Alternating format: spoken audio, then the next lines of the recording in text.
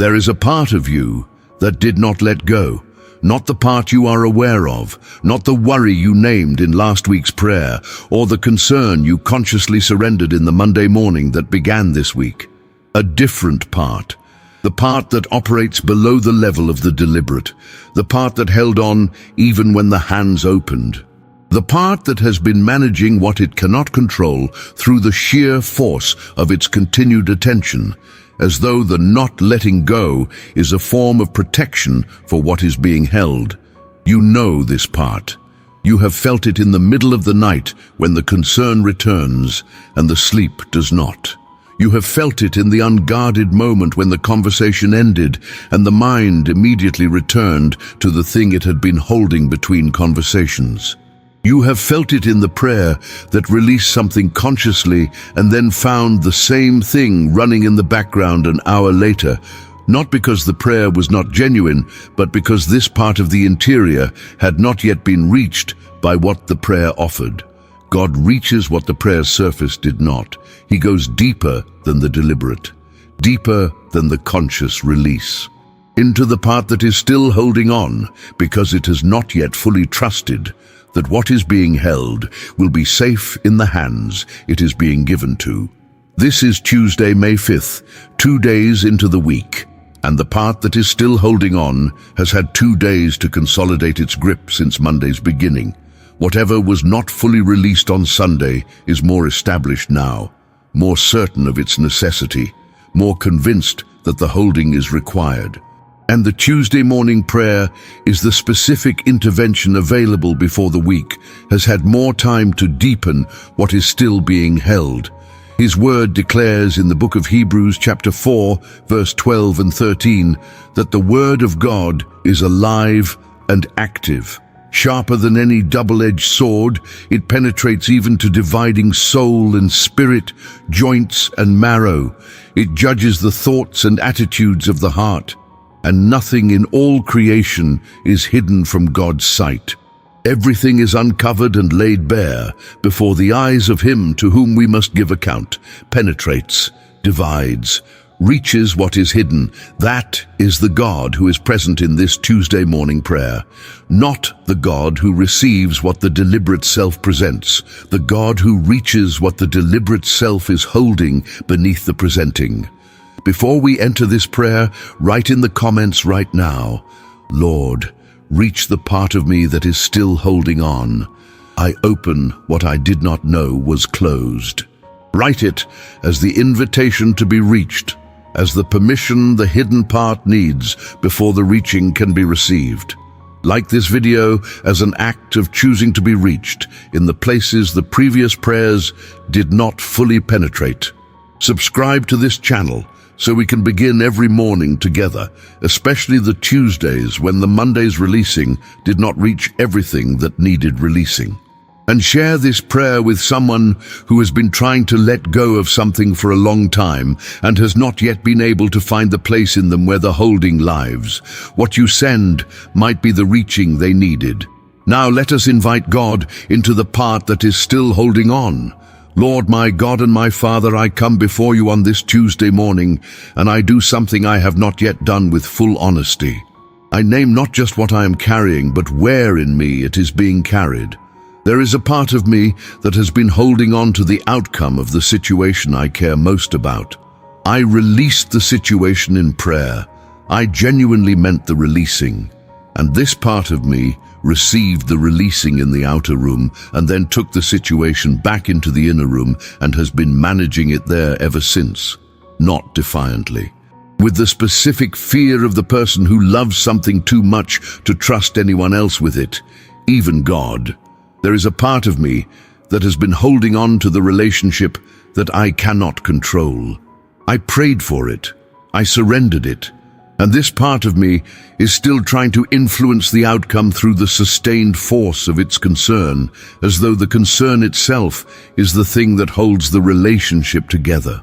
There is a part of me that has been holding on to the version of my life that did not happen, the path that was not taken, the season that ended differently than it was supposed to end, the outcome I expected that was replaced by what actually occurred. I have moved on consciously. This part of me has not moved on. It is still in the room where the other thing was supposed to happen, waiting for it to arrive. I name each of these before you, Lord, not the surface version. The real location of the holding. Reach these places, not just the outer room of my presenting, the inner rooms where what I could not yet release has been living. Your word declares in the book of Psalms, chapter 139, verses 23 through 24, to search me, God, and know my heart. Test me and know my anxious thoughts. See if there is any offensive way in me and lead me in the way everlasting. Search me, know, test, see. That is the permission given by the person who understands. They cannot fully know their own hidden rooms. Who needs the God who penetrates to do the reaching they cannot do on their own?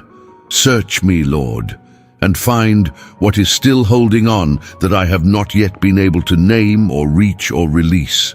Father, I want to understand why the holding on persists even after the deliberate releasing.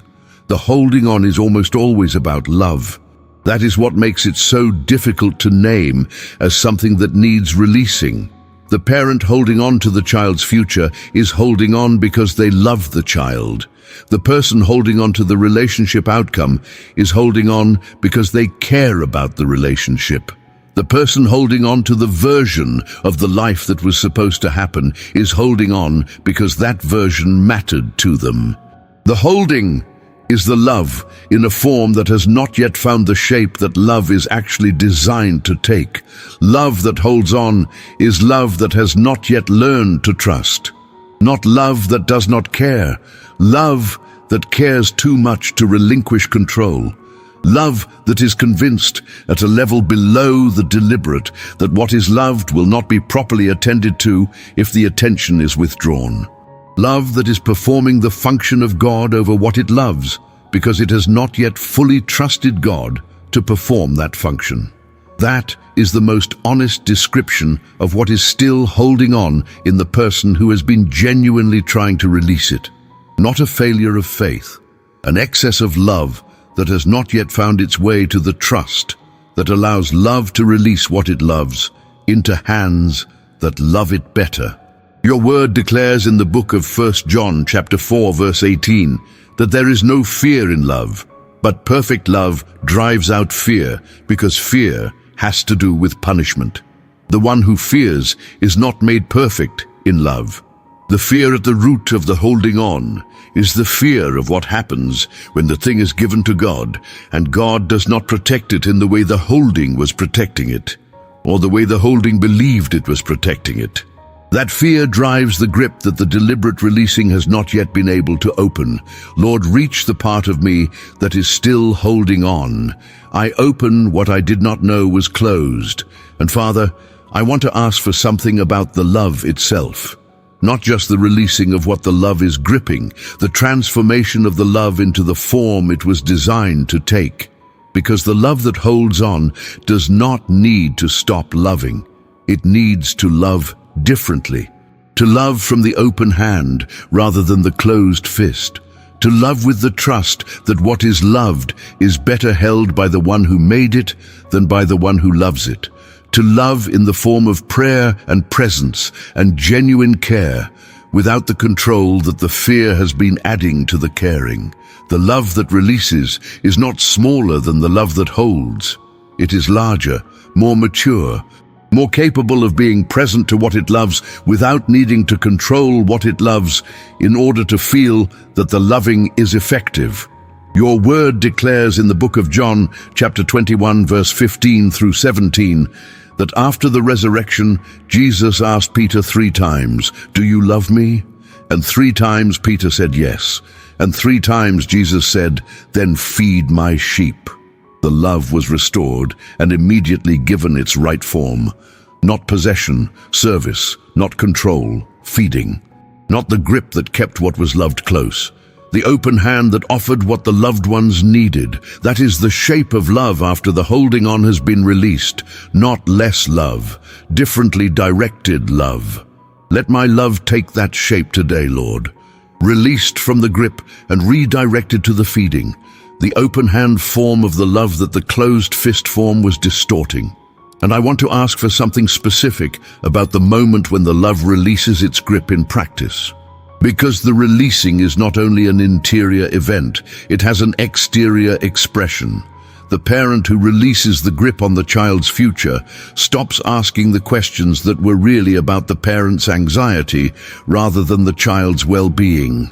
The person who releases the outcome of the relationship stops performing the behaviors that were designed to manage the relationship toward the desired outcome. The person who releases the version of the life that was supposed to happen stops organizing the current life around the absence of the version that did not. The exterior change is the evidence that the interior releasing was real. And the exterior change is also the practice that deepens the interior releasing. The two move together. The releasing goes further as it is practiced. The practice is deepened by the releasing. And the love that began as the grip slowly becomes the love that opens. Not in a single morning. Over many mornings like this one, your word declares in the book of Romans, chapter 12, verse 12, to be joyful in hope, patient in affliction, faithful in prayer, patient in affliction. The releasing of the grip is an affliction of a specific kind. The affliction of the person who loves something and must learn to love it differently. The patience is the period between the beginning of the releasing and the completion of it. The faithfulness in prayer is the practice that holds the releasing in the direction of the completion. Be patient, Lord, with the part of me that is still holding on, and I will be faithful in the prayer that is reaching it. Lord, I want to pray now about the specific thing the still holding part needs in order to release. It needs to know that what is being released is genuinely received, not handed to an impersonal force or a generic concept of divine sovereignty, actually received by the specific, personal, attentive God who knows the name of what is being given and cares about it individually. The holding on persists partly because the person has not yet felt the receiving on the other side of the releasing. They have opened the hand, but the thing they opened the hand to did not feel like it landed anywhere. And the part that was holding on retrieved what appeared to have fallen rather than been caught. God catches what is released, not theoretically, actually. The concern given to God in the morning prayer is received by the one who already knew it was coming and who had already been working in it before the person knew they needed to give it. The relationship surrendered in prayer lands in hands that were already open. The version of the life that was supposed to happen, released into God's knowledge of what actually happened and why, is received by the one who was in the why as much as in the what. Your word declares in the book of 1 Peter, chapter 5, verse 7, to cast all your anxiety on him because he cares for you, cares for you. The receiving is not impersonal. It is the care of a God who knows specifically what is being given and who receives it with the specific attention of the one who cares. The thing released is not dropped into a void. It is given into the care of the one who cares. Lord, reach the part of me that is still holding on. I open what I did not know was closed. And Father, I want to ask for a specific act of trust to accompany the releasing. Because trust is not only a feeling, it is a decision that produces action, and the action of trust in this moment is a specific, tangible thing, not a grand gesture, a small, deliberate act of behaving as though the thing has actually been given to God, rather than still belonging to the person who released it. What does the person who has actually given the outcome to God do differently on a Tuesday afternoon than the person who is still managing the outcome through the sustained force of their concern? They probably do the same work. They are still present to the relationship. They still care about what was given, but they do not check the outcome as frequently. They do not run the concern loop as automatically. They do not bring the same anxious intensity to each piece of information about the situation, not because they care less, because the caring has been handed to someone more capable of doing something with it. That is the trust action, the small, daily practiced behavior of the person who has actually released rather than performed the releasing. Let me practice that today, Lord. The Tuesday behavior of someone who gave the thing to God and is living as though the giving was real. And Father, I want to ask for something that accompanies the trust action in the relational dimension of this Tuesday, because the still holding part does not only grip the outcomes of situations, it grips people. It tries to hold the people it loves in positions that feel safe rather than in the positions where they are actually growing. It manages the relationship rather than participating in it. It reads every signal about the other person through the lens of whether the signal confirms or threatens what the grip was trying to protect. The releasing of the grip on people is the most intimate form of the surrender, and it produces the most intimate form of presence. The person whose grip on the relationship is released is suddenly present to the relationship rather than managing it. They see the other person as they actually are rather than through the filter of what the grip was trying to secure in them. They can receive what the other person is offering rather than immediately assessing it for what it means about the thing the grip was protecting. Your word declares in the book of Song of Songs, chapter 2, verse 16, that my beloved is mine and I am his, mine and his. The relationship held not through the grip of control, but through the mutuality of genuine love. The releasing of the grip does not end the belonging. It allows the belonging to exist in its proper form, not possession, union, not management, presence, not the grip that keeps what is loved from becoming what it is meant to become. The open hand that makes space for what is loved to be fully itself. Lord, reach the part of me that is still holding on. I open what I did not know was closed.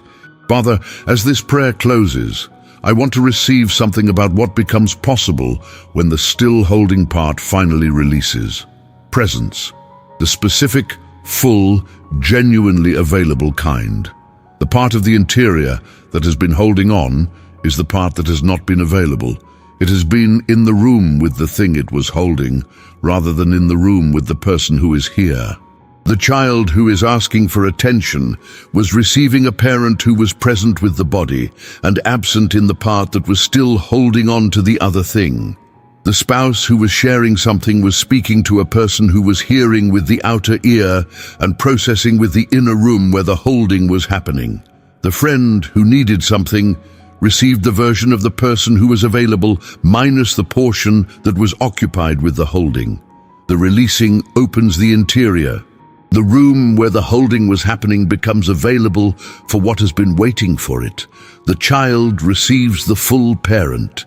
The spouse receives the person who is actually there. The friend receives the version that was not available while the holding occupied a portion of what the person had to give. Your word declares in the book of Colossians chapter 3 verse 2, to set your minds on things above, not on earthly things. The mind set on things above is the mind that has released the earthly holding and is free to be present to what is actually here, not absent from the earthly things, present to them from the position of someone who has set the mind above them, who has given the earthly concern to the one who holds all things and received in return the presence that the holding was preventing. Set my mind, Lord, on what is above, on you who holds what I have been holding. And from that set position, let me be genuinely present to the people and the moments and the ordinary gifts of this Tuesday that the holding was taking me away from. And I want to close with something about the long arc of the releasing, because the part that is still holding on did not form the grip in a single moment. It formed over time, through repeated disappointments where what was trusted did not hold, through losses that made the holding feel necessary, through the accumulated experience of loving things that did not turn out the way the love was working toward. The grip was not unreasonable given the history that produced it, and the releasing will not happen in a single prayer. The part that has been holding on for years does not release in a single morning, but it releases incrementally, each prayer that reaches it slightly further than the last. Each act of trust that deepens the confidence that what is released is actually received. Each Tuesday morning that finds the grip slightly less tight than the Tuesday before, because the practice of releasing has been building toward the full openness that the love was always designed to live from. Your word declares in the book of Philippians, chapter 1, verse 6, that he who began a good work in you will carry it on to completion. Completion. The releasing is a work that was begun by God when the person first came to him. And the God who began it will carry it to its completion, including the part that is still holding on. He is reaching it even now, in this prayer, closer than the previous one reached, further in than the surface releasing has gone, into the room where the thing is being held, with the specific care of the one who knows what is there and who comes for it not to condemn, but to complete. Lord, reach the part of me that is still holding on. I open what I did not know was closed. That is the declaration this Tuesday begins from. The invitation is given, the permission is extended, the still holding part is named and offered, and the God who penetrates to the dividing of soul and spirit is already reaching further into the interior than the prayer's surface required, finding what was held, receiving it, and replacing the grip in that deep place with what the grip was never able to provide. The genuine peace of the person who is actually finally in the place that matters most. Let go. To everyone who prayed with me this morning, go back to the comments and write it one final time. Lord, reach the part of me that is still holding on. I open what I did not know was closed. Return to that invitation every time today you feel the grip reassert itself. Not as a failure, as another invitation for the reaching to go further. Subscribe to this channel and come back tomorrow morning. We are here every day, going deeper into what the previous prayers have been reaching toward. Share this prayer with someone who's been trying to release something for a long time and has not yet been able to find the place where the holding lives. What you send might be the reaching that finally goes far enough. May the Lord reach every part of you that is still holding on today with the gentle, penetrating, fully knowing presence of the one who comes not to take what you love, but to hold it better than you can. May the grip loosen in the place it has been tightest, not through your effort, but through the reaching of the God who is already there. May the presence that is freed by the releasing fill the relationships and the moments of this Tuesday with what was not available while the holding occupied it. And may you arrive at Wednesday slightly more open than you arrived at Tuesday. One prayer closer to the full releasing in Jesus' name. Amen.